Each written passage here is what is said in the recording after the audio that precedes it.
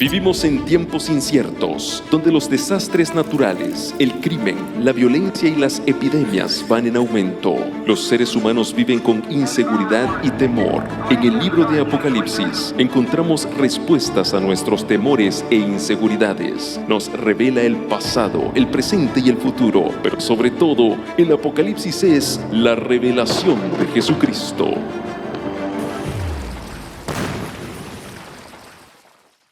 Apreciados hermanos, amigos, queremos darles una muy bienvenida a esta serie titulada Descubriendo los símbolos del Apocalipsis. Quiero saludar especialmente a aquellos que nos están sintonizando por este canal de televisión y también a aquellos que nos siguen por las diferentes redes sociales, y a ustedes que están con nosotros aquí en Fort Worth, Texas, sean bienvenidos. El mensaje para esta ocasión se titula Los 7 sellos del Apocalipsis, y estamos en la parte 4.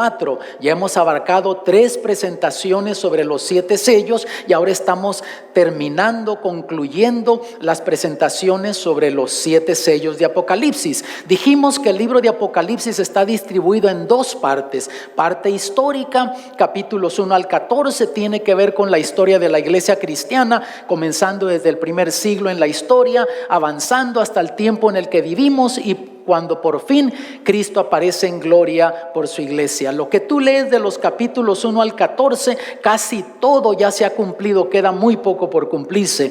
Pasas a la parte escatológica, lo que tiene que ver con eventos del fin, capítulos 15 al 22, de eso nada se ha cumplido todavía. Pero una vez que se comienzan a cumplir esos eventos finales, escatológicos, se cumplen rápida y dramáticamente y Jesús aparece en gloria por su iglesia. Dijimos que cada parte tiene 4 divisiones principales y algunas subdivisiones. Ya estudiamos la introducción al libro, miramos 3 presentaciones sobre las 7 iglesias y ahora estamos con el mensaje de los 7 sellos, la 4ª presentación. Y el mensaje comienza así en el capítulo 4, versículos 1 y 2. Después de esto miré y he aquí una puerta abierta en el cielo, y la primera voz que oí como de trompeta hablando conmigo dijo: sube acá y yo te mostraré las cosas que sucederán después de estas. Y al instante yo estaba en el espíritu, y he aquí un trono establecido en el cielo, y en el trono uno sentado. Juan recibe una visión del trono de Dios y describe que alrededor del trono hay 24 ancianos, y también identifica a 4 seres vivientes que comienzan alabando a Dios, le dicen santo, santo, santo, y luego se unen en la alabanza a los 24 ancianos, reconociendo a Dios como el creador de todas las cosas. Y la escena de alabanza continúa en el capítulo 5 y es una escena introductoria del santuario celestial. Nos muestra el ministerio de Cristo, porque aparece un cordero que fue sacrificado, inmolado, y se le da la honra y la gloria al cordero. Y luego, cuando se comienzan a abrir los sellos, ya descubrimos que aparecen 4 jinetes. El primero va en un caballo blanco, luego en un caballo rojo, un caballo negro, un caballo amarillo, y dijimos que son experiencias que viviría en la historia la iglesia cristiana. Si tú has seguido esta serie, te has dado cuenta que representa exactamente lo que la iglesia viviría en ese tiempo. Ya miramos el 5º sello, esa fue la presentación pasada, y tenía que ver con el mensaje del 5º sello, donde hay almas que están clamando debajo del altar pidiendo justicia.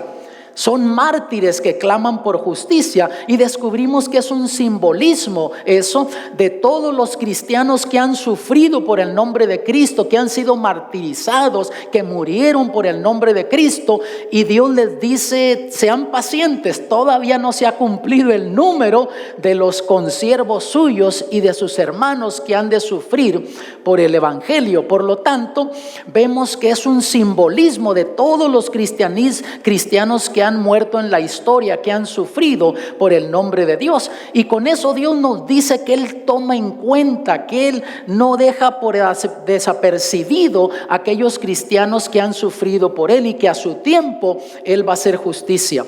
Y luego se abre el 6º sello. Ya estamos entrando a la conclusión del mensaje de los sellos, y vean lo que sucede cuando se abre el 6º sello, versículos 12 al 17. Miré cuando abrió el 6º sello, desierto, y aquí hubo un gran terremoto. Y el sol se puso negro como tela de silicio, y la luna se volvió toda como sangre, y las estrellas del cielo cayeron sobre la tierra, como una higuera deja caer sus higos cuando es sacudida por un fuerte viento. Y el cielo se desvaneció como un pergamino que se enrolla, y todo monte y toda isla se removió de su lugar. Y los reyes de la tierra, y los grandes, los ricos, y los capitanes, los poderosos, y todo siervo y todo libre, se escondieron en las cuevas y entre las peñas de los montes, y decían a los montes y a las peñas: caed sobre nosotros y escondednos del rostro de aquel que está sentado sobre el trono y de la ira del Cordero, porque el gran día de su ira ha llegado, y ¿quién podrá sostenerse en pie? Aquí tenemos el mensaje del sexto sello, y suceden varias cosas dramáticas durante el periodo de este sexto sello.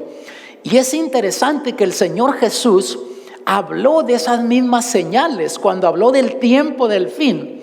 Dio señales estando ahí en el monte de las olivas con los discípulos.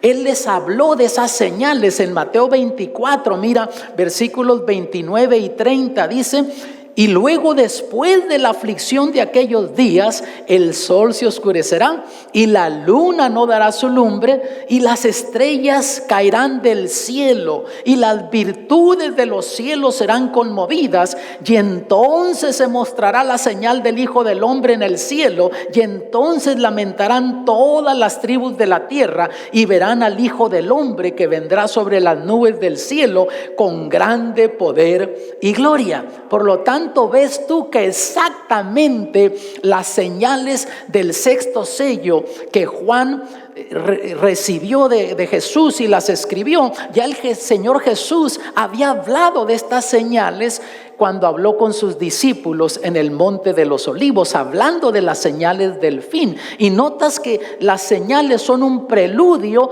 para la venida de Cristo, tanto en los sellos como también aquí en el mensaje que Jesús dejó hablando con sus discípulos en el monte de los olivos. Por lo tanto, vemos que en el sexto sello se manifiestan 5 señales importantes que de nuevo Jesús habló también de ellas en el monte de los olivos. Para comienza hablando de el gran terremoto. Viene un gran terremoto en la historia. Después de eso, cronológicamente, el sol se oscurece. Y la tercera señal del sexto sello, la luna se torna toda como sangre. La cuarta señal, las estrellas caen del cielo. Y la quinta señal, Jesús viniendo en gloria, y los pecadores temen la venida de Cristo. Y Jesús dijo que exactamente eso va a suceder también cuando dio las señales en Mateo 24.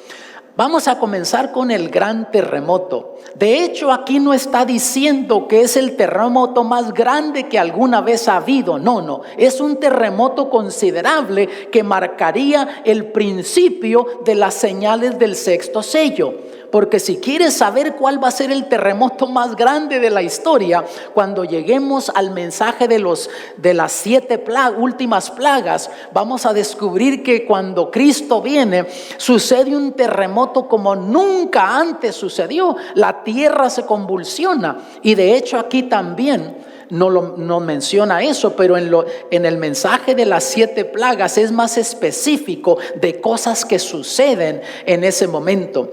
Cuando tú vas a la historia y tratas de seguir cronológicamente el mensaje de los sellos, descubrimos que el cuarto sello y el quinto sello nos ubican más o menos por ahí, por fines del siglo XVIII.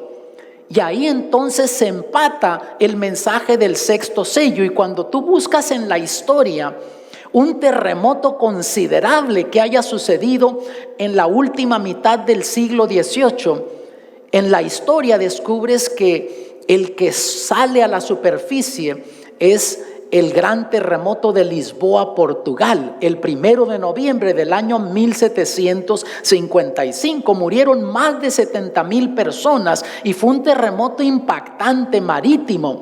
Y de hecho ha habido otros más fuertes que este. Por ejemplo, el que sucedió en Haití, que murieron como 250,000 personas.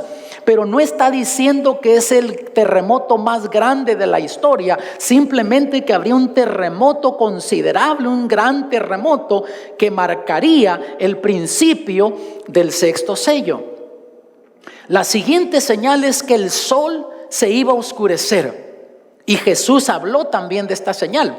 Y cuando tú vas a la historia, lees los libros de historia, enciclopedias, aún diccionarios, quedó registrado en la historia como el día oscuro, el oscurecimiento del sol, el 19 de mayo del 1780. Y mira lo que dice en el diccionario de Webster: día oscuro, el 19 de mayo de 1780, llamado así a razón de la oscuridad notable en ese día, que se extendió por todo Nueva Inglaterra. En algunos lugares las personas no podían leer a la luz del día por varias horas.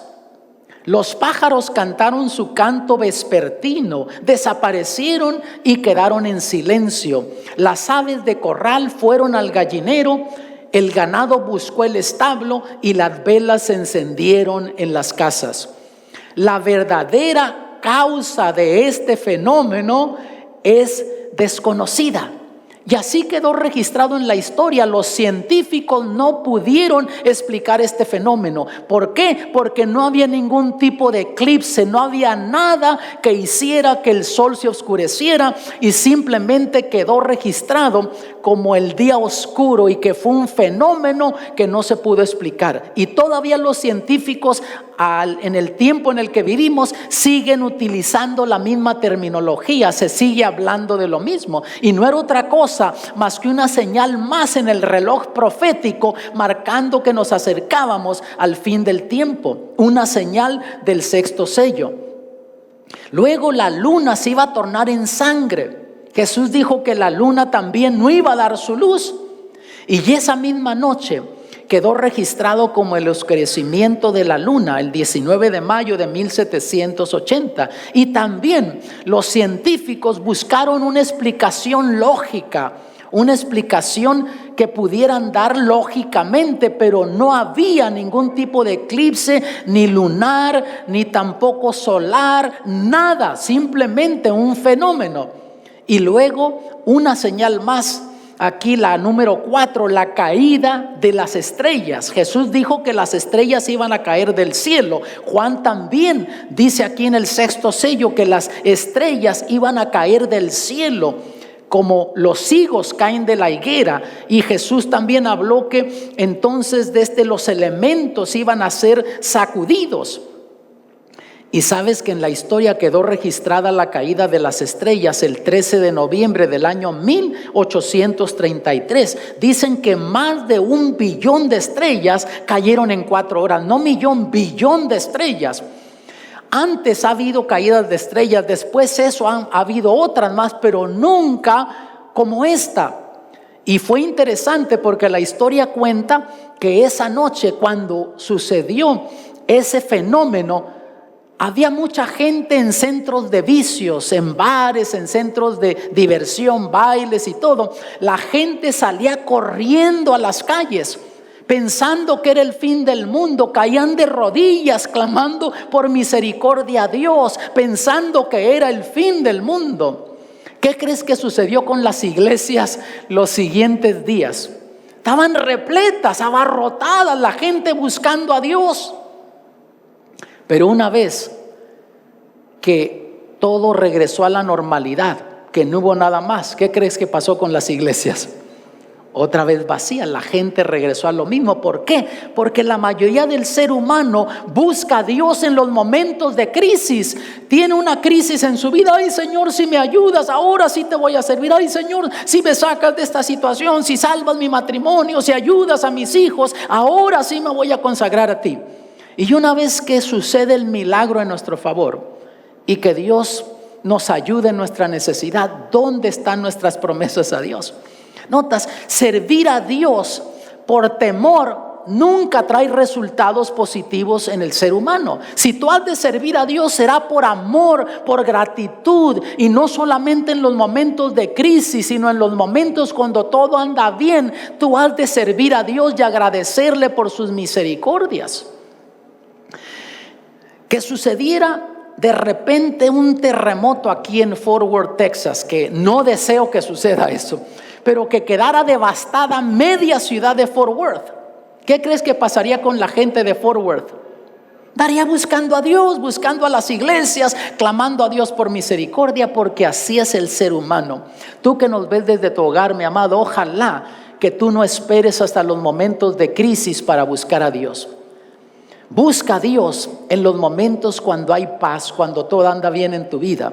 Pero aún si hay crisis, busca a Dios igual, y Dios te va a bendecir en esos momentos. Pero una vez que le hagas promesas a Dios, cúmpleselas. No te olvides de Dios una vez que todo regrese a la tranquilidad y a la normalidad.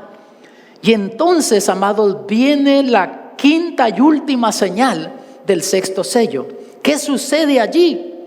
Los pecadores temen la venida de Cristo. Jesús aparece en gloria. Notas, mira lo que dicen los versículos 14 al 17. Y el cielo se apartó como un libro que es envuelto. Y está hablando de un pergamino. Los pergaminos pues están enrollados, se ahorman estar enrollados. Pero entonces tú abres el pergamino y lo sueltas. ¿Y qué pasa? Se enrolla, ¿no? Así va a pasar con el cielo, hermanos. Cuando Cristo viene en gloria, traten de visualizar eso. La tierra se convulsiona, sigue diciendo aquí, y todo monte y las islas fueron movidas de sus lugares, y los reyes de la tierra y los príncipes y los ricos y los capitanes y los fuertes y todo siervo y todo libre se escondieron en las cuevas y entre las peñas de los montes, y decían a los montes y a las peñas. Antes de que sigamos leyendo, noten ustedes, aquí sí sucede un terremoto como nunca antes ha sucedido, porque las islas desaparecen de sus lugares, las montañas desaparecen. Y ya cuando hablemos de las 7 últimas plagas, voy a explicar por qué sucede eso. Pero va a ser un cataclismo cuando Jesús aparezca en gloria por su iglesia. Y sigue diciendo, noten lo que dicen estas personas: caed sobre nosotros y escondednos de la cara de aquel que está sentado sobre el trono y de la ira del Cordero, porque el gran día de su ira es venido, y ¿quién podrá estar firme? Y nota que es gente que conoció de Dios, escuchó de Dios, supo de Jesús, pero simplemente fue indiferente. Dijo, algún día voy a enderezar mi vida con Dios, algún día me voy a entregar a Cristo. Ahora estoy persiguiendo esto y lo otro en la vida. Y Cristo vino y los sorprendió. Nota que no ignoran. Ellos ven y saben quién es el que está sentado en el trono, saben quién es el Cordero, quién es Cristo Jesús. Ojalá que eso no te vaya a pasar a ti, mi amado, que te vaya a sorprender la venida de Cristo Jesús. Porque Cristo pronto aparecerá en gloria conforme las profecías bíblicas. Jesús dio señales que se iban a manifestar en el mundo político, en el mundo económico, en el mundo social, en el mundo religioso, en el mundo físico, que marcarían que su venida está a las puertas, y esas señales se han cumplido. Y nota que la gente está espantada, sabe que tomó una decisión equivocada. Y es triste, amados, porque la gente es rápida para las cosas del mundo, pero para las cosas de Dios es lenta la gente. Yo no sé cómo eres tú que nos estás observando, pero Dios quiere que tú estés abierto a su Santo Espíritu. Él te quiere bendecir, Él quiere que tú estés preparado para ese día glorioso cuando Jesús ha de venir por su iglesia. Pero mira, aunque la mayoría de la gente va a estar asustada, va a estar temiendo la venida de Cristo, mira cómo reacciona el pueblo de Dios ese día cuando Cristo viene. En Isaías 25:9 dice, y se dirá en aquel día, he aquí, este es nuestro Dios, le hemos esperado y nos salvará.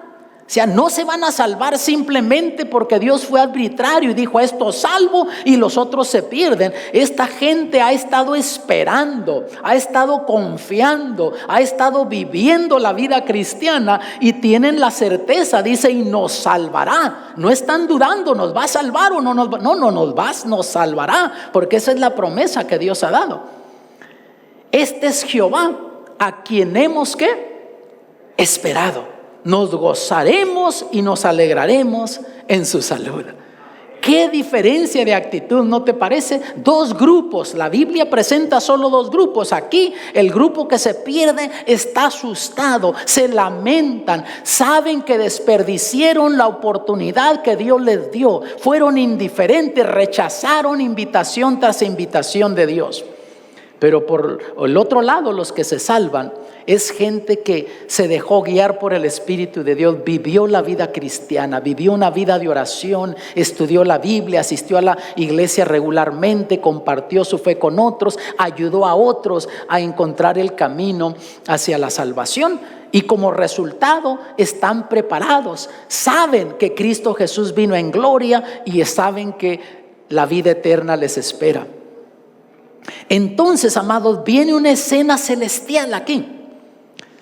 Vamos a ver, porque hay un interludio entre el sexto y el séptimo sello. ¿Notan? Ya se concluyó el sexto sello y ahora hay un interludio entre el sexto y el séptimo sello que comienza con el capítulo 7 de Apocalipsis. Y déjame decirte una cosa. En el libro de Apocalipsis, no siempre, cuando se va desarrollando en una forma cronológica una escena, sigue ese orden cronológico. A veces Dios como que detiene la cinta y muestra un evento que ya se cumplió, pero que refuerza la verdad de Dios, y después vuelve a retomar cronológicamente la escena. En otros casos, como que detiene la cinta y nos adelanta un evento futuro que todavía no se ha cumplido, pero que refuerza la verdad que se está presentando, y entonces vuelve a retomar cronológicamente y sigue desarrollando la escena. Y eso es lo que sucede en el capítulo 7, porque entre el sexto sello y el séptimo sello está ese interludio, el mensaje que está en el capítulo 7 de Apocalipsis. ¿Cuál es? Mira lo que dice. Después de esto vi a 4 ángeles en pie sobre los 4 ángulos de la tierra, que detenían los 4 vientos de la tierra para que no soplase viento alguno sobre la tierra, ni sobre el mar, ni sobre ningún árbol. Notas, en el sexto sello, al final ya Cristo vino por su iglesia, pero aquí nos está hablando de un evento, amados. Antes de que Cristo venga, lo que sucede, que el Espíritu de Dios todavía está llamando a la gente, es lo que nos está diciendo. Vean versículos 2 y 3. Vi también a 4 ángeles, vi también a otro ángel que subió de donde sale el sol y tenía el sello del Dios vivo, y clamó a gran voz a los 4 ángeles a quienes se les había dado el poder de hacer daño a la tierra y al mar, diciendo: no hagáis daño a la tierra, ni al mar, ni a los árboles, hasta que hayamos sellado en sus frentes a los siervos de nuestro Dios. Notas, antes de que Cristo venga, viene el sellamiento. Ahora Dios está sellando a las almas para la eternidad. Cuando tú aceptas a Cristo, Dios pone su sello sobre de ti. Te entregas a Cristo por medio del bautismo, eres sellado para la eternidad. Vives la vida cristiana, sigues siendo sellado para la eternidad. Y entonces aquí nos está hablando de ese proceso de preparación justo antes de que Cristo Jesús viene. Y vamos a ver esos simbolismos de esa escena celestial. Para comenzar, noten que se habla de los 4 vientos que están soplando y que los ángeles detienen esos 4 vientos. ¿Qué representan los vientos en profecía bíblica? Representan guerras, destrucción, problemas políticos, problemas sociales.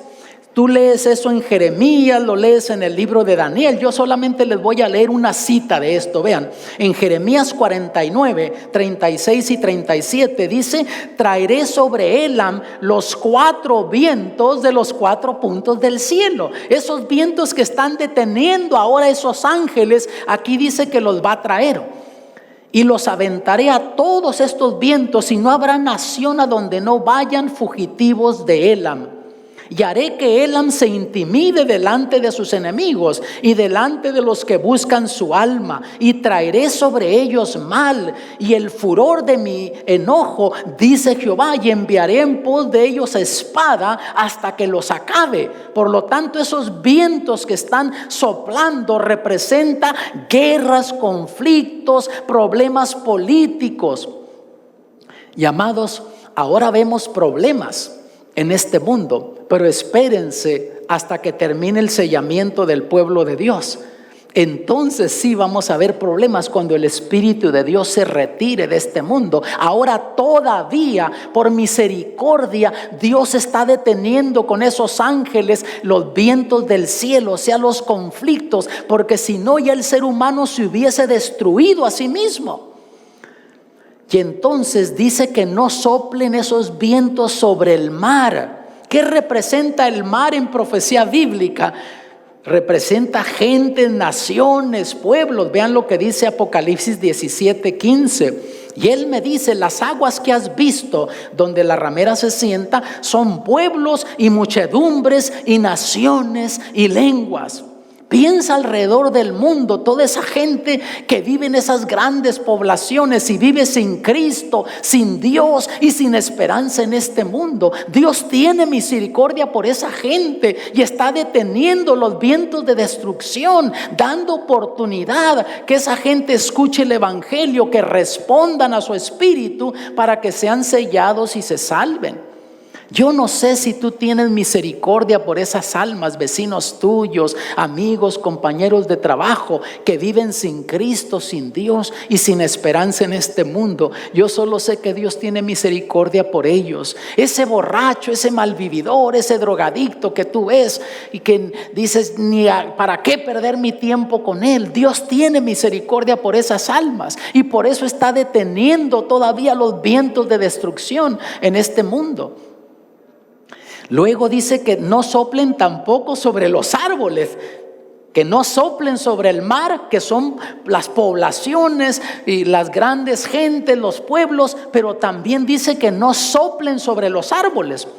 Y los árboles, hermanos, es un símbolo del pueblo de Dios. Tú lo lees en el libro de Salmos, en Jeremías también. Yo te voy a leer una sola cita nada más de las que estoy poniendo aquí en la pantalla. Salmo 1:3.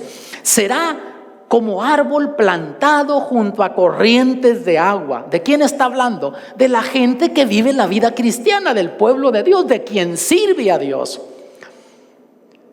Que da su fruto en su tiempo y su hoja no cae, y todo lo que hace prosperará. Cuando tú vives como Dios manda, prospera lo que tú haces. Y ahora nota, Dios también está pidiendo que la destrucción no venga sobre su pueblo. Dios está protegiendo a su pueblo, así como está protegiendo a las grandes poblaciones alrededor del mundo y quiere darles oportunidad que se decidan por Cristo y sean sellados. Dios está protegiendo a su pueblo todavía ahora. Y entonces en el versículo 4 dice: y oí el número de los sellados, 144,000 sellados de todas las tribus de los hijos de Israel. Y entonces los describe por tribus: 12,000 de esta tribu, 12,000 de la otra, y describe de las 12 tribus de Israel 12,000 de cada uno, y dice que entonces son 144,000. Aquí aparece en esta escena ya los que fueron sellados. Notan, lo que sucede en los versículos anteriores sucede antes de que Cristo venga, pero estos que ya fueron sellados, vamos a ver que es una escena de cuando ya el pueblo de Dios estará en el reino de los cielos. Adelanta la cinta y nos muestra que el pueblo de Dios ya está en el cielo. ¿Y sabes por qué Dios hace eso? Porque a veces cuando vemos la indiferencia, aún de los mismos cristianos, ya no hablando de la gente que está en el mundo, a veces de los mismos cristianos, vemos indiferencia espiritual y pensamos que la iglesia de Dios va a fracasar. Pero con estas escenas que Dios nos muestra en algunas partes de Apocalipsis, nos dice que el pueblo de Dios va a triunfar. Dios pone esas escenas para que cobremos ánimo, que sepamos que el pueblo de Dios va a triunfar contigo o sin ti. El pueblo de Dios va a triunfar conmigo o sin mí. El pueblo de Dios va a triunfar. Y Dios quiere que triunfemos junto con su pueblo. Ahora la pregunta de los 144,000, no dólares, no, sino de los 144,000 sellados. ¿Es literal o simbólico este número? Porque eso trae controversia teológica. Hay gente que hasta se pelea tratando de probar que son 144,000 literalmente y que solo esos se salvan. Otros presentan el lado que es un simbolismo. Vamos a ver, vamos a comenzar con la interpretación literal. Y de hecho, saben que hay cristianos bien intencionados que aún están recaudando fondos para repatriar a judíos que están en Rusia y que están en otros países y traerlos a Israel. ¿Saben por qué razón? Dicen, hasta que no sean sellados 12,000 judíos de cada tribu, Cristo Jesús no va a venir. Y como ellos quieren que Cristo venga, pues ponen dinero, recaudan dinero y están repatriando judíos. ¿Será esa la interpretación bíblica correcta, que es un número literal? Nos crea un problema eso, y les digo por qué. Para el tiempo del apóstol Juan, las tribus de Israel ya se habían mezclado entre sí, porque después del reinado de Salomón, del hijo del rey David, el reino se dividió en norte y en el sur. Así es que la mayoría de las tribus desaparecieron, se mezclaron entre ellos. Al tiempo en el que estamos viviendo, sería imposible encontrar 12,000 judíos legítimos de cada tribu. Así es que no encaja eso. Otro problema que crea esta interpretación. Si Dios nos da la libertad de elegir, es difícil que exactamente 12,000 de cada tribu eligiera servir a Dios, sin más o menos. Supongamos que fuera literal y que de la tribu de Judá ya había 12,000 y aparece el 12,001 queriendo aceptar a Jesús. No, pues a ti no te podemos sellar ya más porque ya se completó el número. Eso nos diría que Dios es arbitrario, decidiría quién se salva y quién se pierde. Pero la Biblia dice que de tal manera amó Dios al mundo que ha dado su Hijo unigénito para que todo aquel que en él crea no se pierda, mas tenga vida eterna. La otra interpretación es la simbólica, que es un simbolismo y tiene lógica esa. Miren, por ejemplo, el apóstol Pablo enseña que los cristianos somos el Israel espiritual. Y tú lees eso en el libro de Romanos en varias citas. En el libro de Gálatas lees varias citas. Yo solo les voy a leer 2 para ilustrar esto. Romanos capítulo 2 versículos 28 y 29. Pues no es judío el que lo es exteriormente, ni es circuncisión la que se hace exteriormente en la carne, sino que es judío el que lo es, ¿en dónde? En lo interior. Y la circuncisión es del corazón, en espíritu, no en letra, la alabanza del cual no viene de los hombres, sino de Dios. O sea, el apóstol Pablo dice, no te jactes porque digas que eres judío, porque ahora en Cristo los verdaderos judíos no son de la carne, son del interior, del espíritu. Y miren Gálatas 3:29. Si vosotros sois de Cristo, ciertamente el linaje de Abraham sois y herederos según sus promesas. Tú aceptaste a Cristo, tú tienes las promesas que Dios le dio a Abraham. Entonces tú llegas a ser un judío espiritual. Y aquí sí tiene lógica entonces la interpretación simbólica, porque recuerda que todo el mensaje de los sellos viene desarrollándose con simbolismos, sobre todo cuando llega a las señales de los 144,000. Cuando tú lees, por ejemplo, en Apocalipsis 13, Estos 144,000 cantan un cántico nuevo. Mira Apocalipsis 14:3. Y cantan un cántico nuevo delante del trono y delante de los 4 seres vivientes y de los ancianos. Y nadie podía aprender el cántico sino aquellos 144,000 que fueron redimidos de entre los de la tierra. Y vas a descubrir que sigue apareciendo en otras escenas. Siguen apareciendo los 144,000. Por ejemplo, en Apocalipsis 15:3 cantan el cántico de Moisés y del Cordero. ¿Y cuál fue el cántico de Moisés y del Cordero? Es un canto de victoria. Y cantan el cántico de Moisés, siervo de Dios, y el cántico del Cordero, diciendo: grandes y maravillosas son tus obras, Señor Dios Todopoderoso. Justos y verdaderos son tus caminos, Rey de los santos. Cuando Dios libró al pueblo de Israel de los egipcios, cruzaron el mar Rojo y Dios destruyó a sus enemigos y les dio libertad de sus enemigos. Ellos cantaron el cántico de victoria. Ese es el cántico de Moisés, y también el cántico del Cordero es un canto de victoria. Y aquí lo está cantando el pueblo de Dios en el cielo con el simbolismo de los 144,000. Luego en el Apocalipsis 15:2 se les identifica como los que alcanzaron la victoria sobre la bestia. Vean: vi también como un mar de vidrio mezclado con fuego, y a los que habían alcanzado la victoria sobre la bestia y su imagen y su marca y el número de su nombre, en pie sobre el mar de vidrio con arpas de Dios. En un estudio futuro, cuando lleguemos al mensaje del gran conflicto entre el bien y el mal, vamos a descubrir que al fin del tiempo se va a implementar una marca que se le llama la marca de la bestia. Y nota que estos tuvieron la victoria en contra de la marca de la bestia, y todavía no se ha implementado esa ley. Ya vamos a descubrir de qué se trata. No te pierdas los estudios que vienen.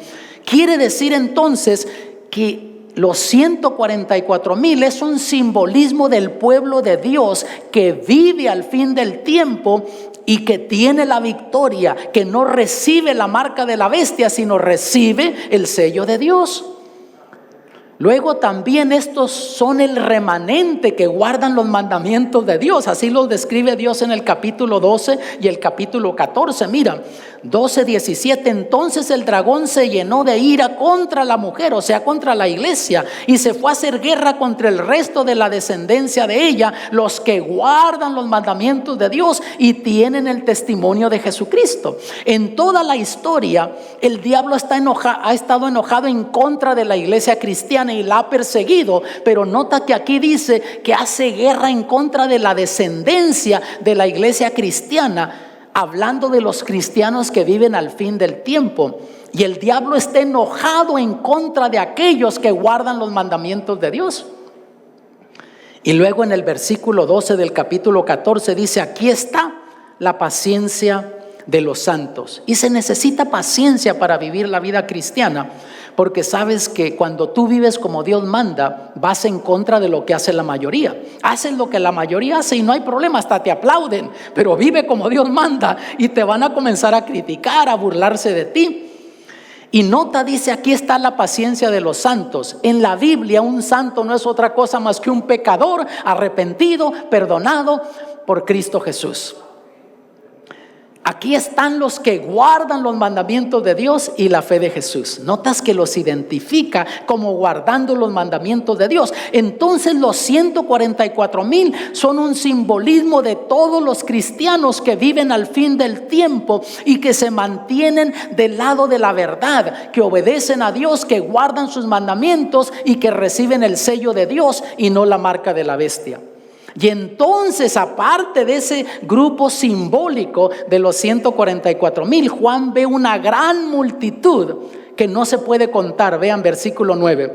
Después de esto miré, y he aquí una gran multitud, la cual nadie podía contar. O sea, no había matemática humana para contar, de todas las naciones y tribus y lenguas que estaban delante del trono y en la presencia del Cordero, vestidos de ropas blancas y con palmas en sus manos. Esto me anima a mí al saber que la sangre de Cristo no fue en vano. Muchas almas van a decidirse por el Señor y ahora se están decidiendo. Ojalá que tú seas una de ellas, que te decidas por Cristo Jesús. Ojalá que tú que estás aquí con nosotros decidas por Cristo para que puedas estar allí. Entonces, amados, dijimos, los 144,000 son un simbolismo de los cristianos que viven al fin del tiempo, cuando se implementa la marca de la bestia y se hace ley implementada por el gobierno, y entonces el pueblo de Dios se mantiene firme en la fe, obedeciendo a Dios, guardando sus mandamientos, y ellos reciben el sello de Dios.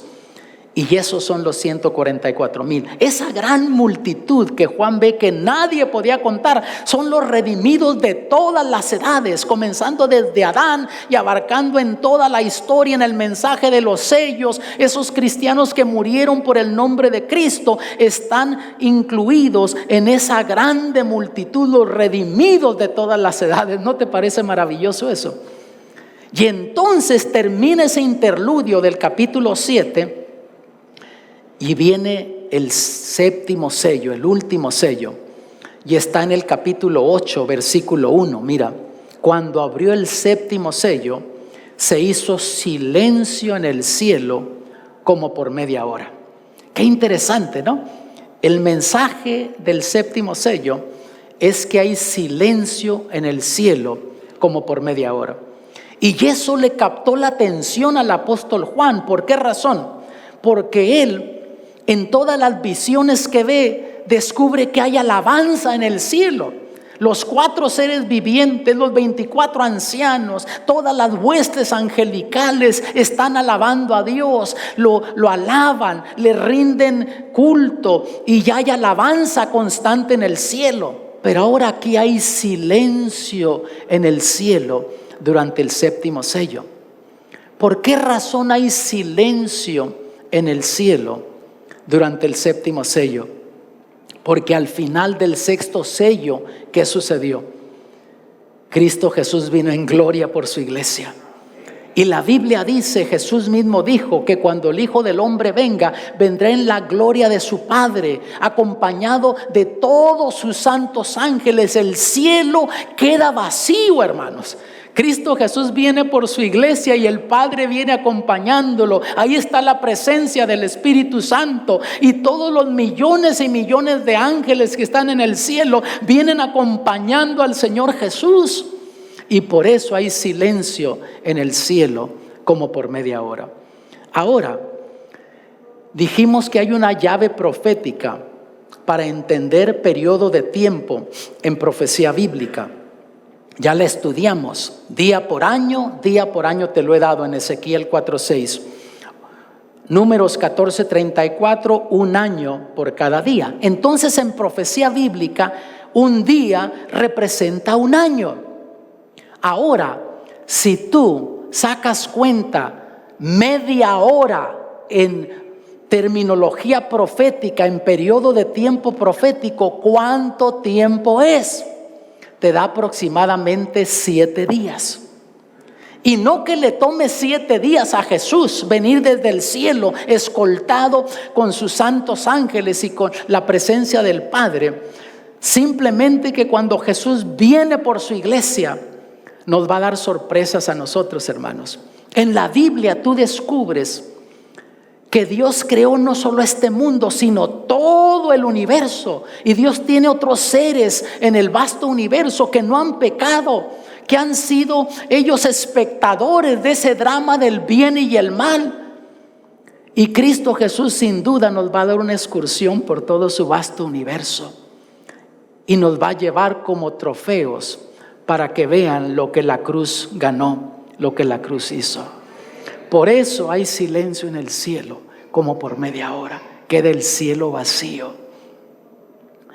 Y cuando termina esa media hora, esa semana, es cuando el pueblo de Dios va al cielo y se cumple la escena de Apocalipsis 5:13, cuando nos unimos a los 4 seres vivientes, a los 24 ancianos y a todas las huestes celestiales, todos los que seamos salvos, alabando al que está sentado en el trono y al Cordero, porque nos salvó y nos redimió, dio su vida por nosotros. ¿No te parece maravilloso? Versículos 13 y 14. Entonces uno de los ancianos habló diciéndome: estos que están vestidos de ropas blancas, ¿quiénes son y de dónde han venido? Yo le dije: Señor, tú lo sabes. Y él me dijo: estos son los que han salido de la gran tribulación y ya han lavado sus ropas y las han emblanquecido en la sangre del Cordero. Por esto están delante del trono de Dios y le sirven día y noche en su templo. Y el que estaba sentado sobre el trono extenderá su tabernáculo sobre ellos. Ya no tendrán hambre ni sed, y el sol no caerá más sobre ellos, ni calor alguno, porque el Cordero que está en medio del trono los pastoreará y los guiará a fuentes de agua de vida, y Dios enjugará toda lágrima de los ojos de ellos. ¿No te parece maravillosa esta promesa, amado? Eso me entusiasma a mí. Yo quiero que ya llegue ese día, cuando Cristo Jesús venga en gloria por su iglesia. Pero ahora, por misericordia de los que no han aceptado a Cristo, el Señor está deteniendo todavía los vientos de destrucción, esperando a sellar al mayor número posible, porque Él quiere que el mayor número posible de almas se salven. Y noten que los que fueron salvos no fue porque hicieron buenas obras, hicieron esto, lo otro, porque lavaron sus ropas y las han emblanquecido en la sangre del Cordero. Fueron al pie de la cruz. Yo quiero orar por ti. Tú quisieras lavar tus ropas en la sangre del Cordero, o sea, aceptar a Jesús, decirle: Señor, ven a mi vida, yo quiero que llegue ese día, quiero ser salvo, salva a mi familia, salva a mis hijos. ¿Tienes ese deseo? Ponte de pie, ven acá al frente, yo quiero orar contigo para que Dios haga ese milagro, porque, amados, ya las señales del sexto sello se han cumplido, las primeras 4. Solo falta la última señal, cuando Jesús aparece en gloria por su iglesia. Ya ese terremoto dio su señal. Ya el sol se oscureció, la luna se tornó toda como sangre, las estrellas cayeron del cielo. Solo falta que Jesús venga en gloria. Pero el Señor Jesús está esperándote. Por esa razón es que los ángeles están deteniendo los vientos del cielo que están soplando la destrucción. Dios no quiere que tú mueras, te quiere dar la vida eterna, te quiere sellar para la eternidad. Pero eso solo tú lo puedes decidir. Dios deseara decidir por ti, pero Dios no lo va a hacer, porque Él nos da la libertad de escoger. Aun si tú rechazas su perdón, su amor, su gracia, su misericordia, con todo, Dios nunca te va a dejar de amar. Y ya Él preparó un lugar para ti. Ya Él tiene un lugar para ti en el cielo. Pero si te lo pierdes es porque tú así lo elegiste.